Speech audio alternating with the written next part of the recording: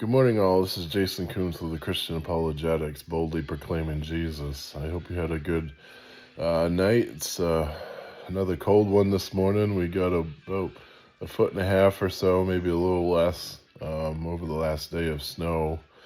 And it's just still, hovering around single digits in temperature. So definitely a cold one, as I know it is across much of the parts of the country. And we're a little more used to it than other parts because we live in Maine, as the saying goes. It's kind of what winter's supposed to be like. But today I just wanted to talk to you about one of our most important commodities, our own, and we're only given a certain amount, and that's time. Well, when we're younger, time seems like it goes on forever.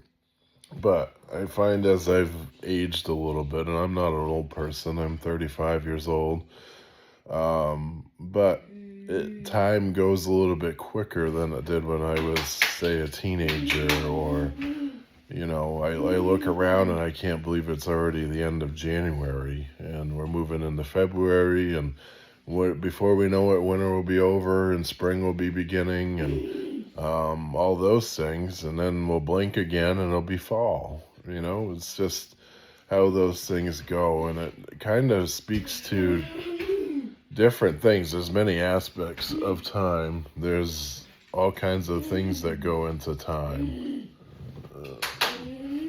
Sorry, I thought my plow truck was here.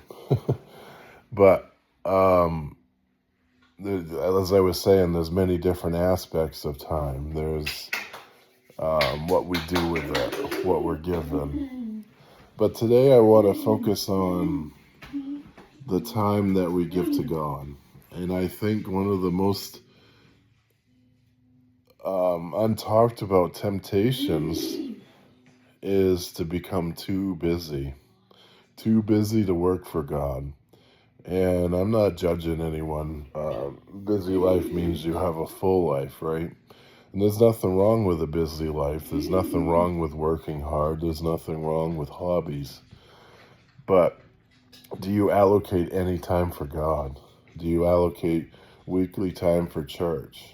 And not only going to church, do you allocate time to be able to be used by God, to be able to step out and help someone, or step out and maybe open up your house to a child in need, to help an elderly widow who has no one else, do some things around the house, mowing lawns.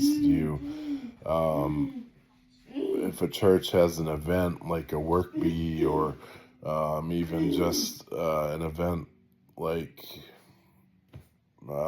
anything going on, are you making yourself available for outreach or anything like that?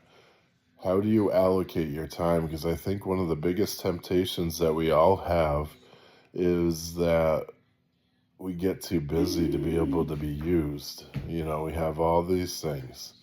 We have work. Work is important, but it should not come in place of God. We have hobbies, and I love my hobbies, and I love being able to do things, but it should not take place of God. And I know the Super Bowl's coming up, and that's a big thing. Don't get me wrong, I'm very happy the Patriots are in it, and that's my team, always has been.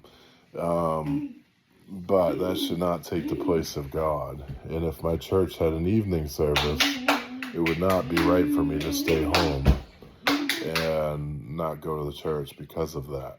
That's my own personal convictions, and I think that's true for all of us. We do have things such as recording and things like that, and ways around it, to be able to do both. But to just stay home and go to a party, I'm not sure would be very good. But as I said, we don't have an evening service, so it's not an issue. But how do we allocate our time? How do we place God? And again, that Super Bowl party is just as much for me, because I love football and I love watching it.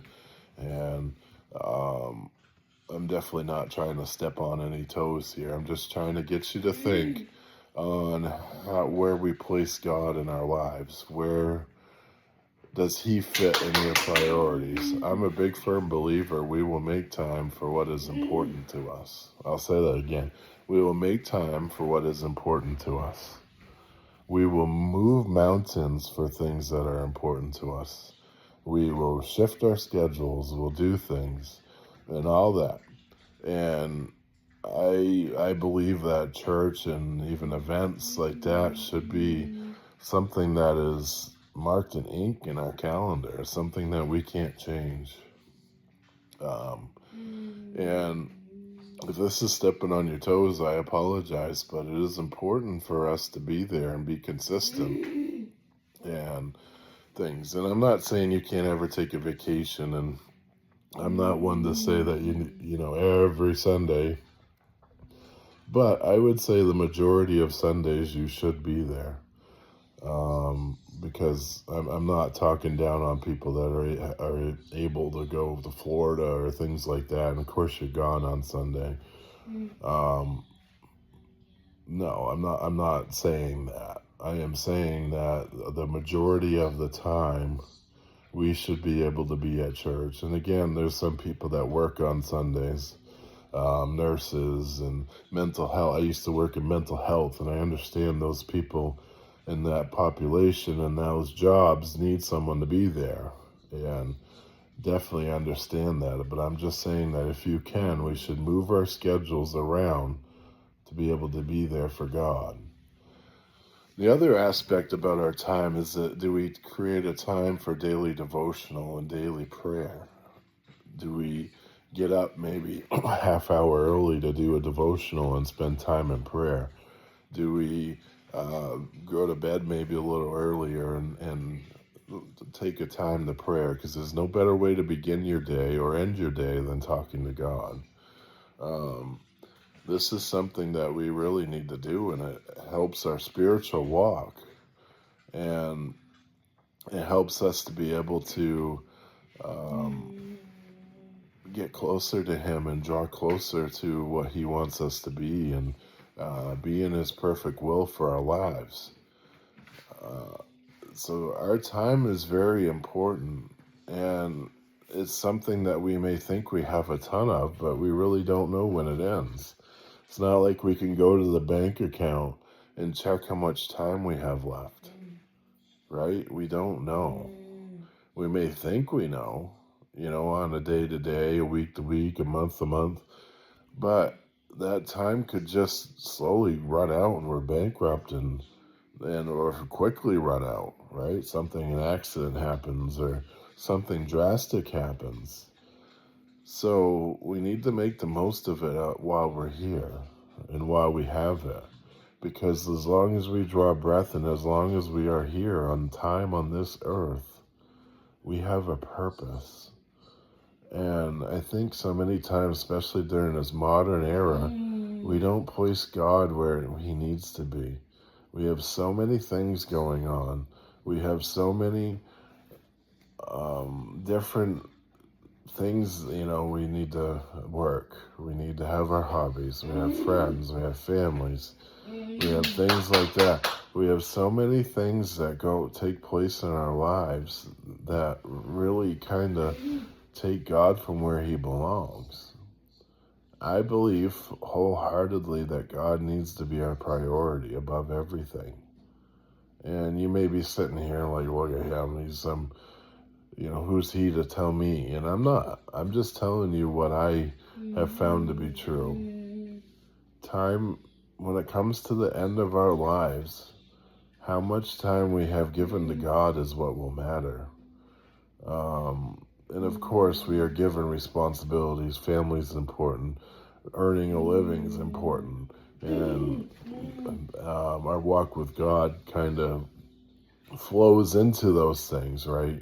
How we walk with God will affect how we are with our family.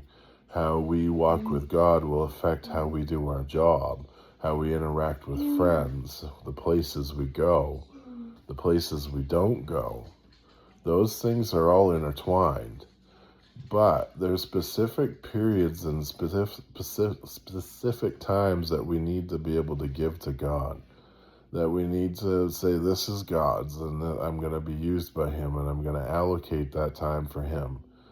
I believe that even tithing is not just for money, it's for our time as well.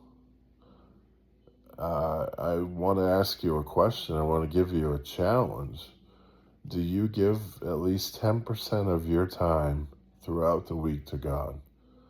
Think about it. That might sound a lot, but it's really not. Do you give 10% of your time to God? That's less than a day.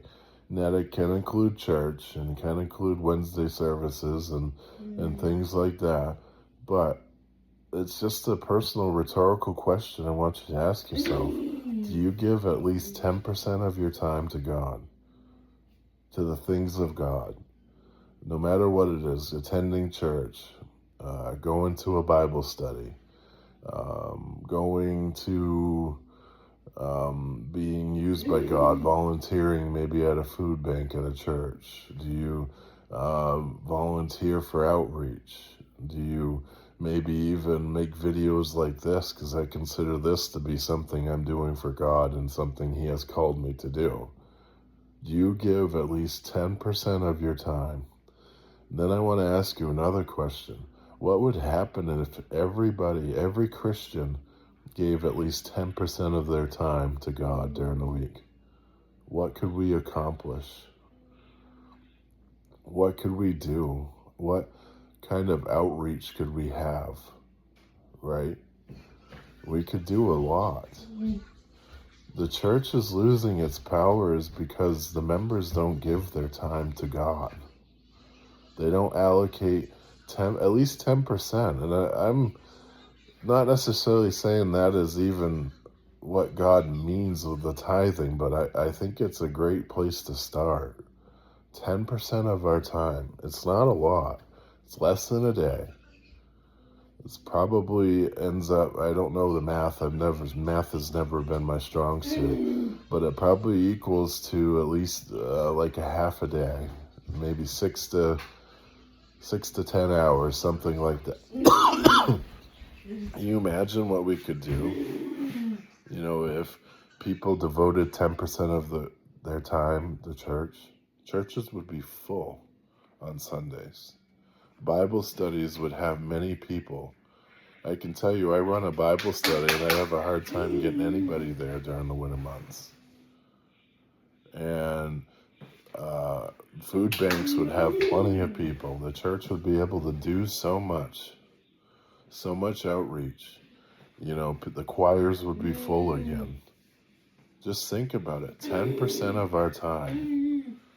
That is something that we could commit to, and I think it is important for us to be able to commit and be able to give to God. So let me ask you, will you commit to give 10% of your time to God? Will you say, today I'm taking a stand, I will change my schedule around, and I'll try to see what this can accomplish? If we all did that, the church would move mountains again. The church would be a force. The church would be a voice in this world. So today, I'm going to ask you just to commit 10% of your time to God and see what happens.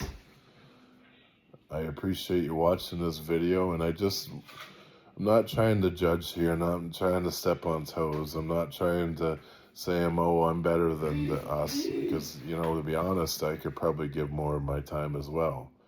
I haven't really done the math of what I do, but I'm sure I do around at least 10% with church and Bible study, and the time I put into preparing, and the time I put into doing these 5 videos a week. But I could even do more. I'm not coming at a position of saying I'm better than you. I'm challenging myself as much as I am you, because there's always ways that we can improve. I'm not perfect. Nobody's perfect. The only one who's perfect is sitting at the right hand of God right now, and that's Jesus Christ.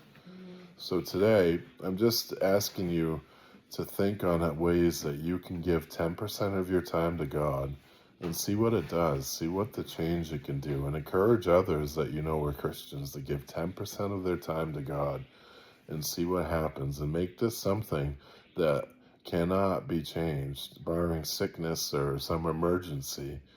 That is something that you do. You put it in pen so it cannot be taken away from your schedule.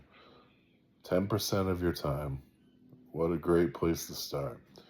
I appreciate you watching this video, and I just hope you got something out of this, and I hope you accept my challenge and that you share it with others. So if you could like, share, and subscribe, get this message out to as many people as possible, and let's start a revival this way. 10% revival, where we give 10% of our time to God.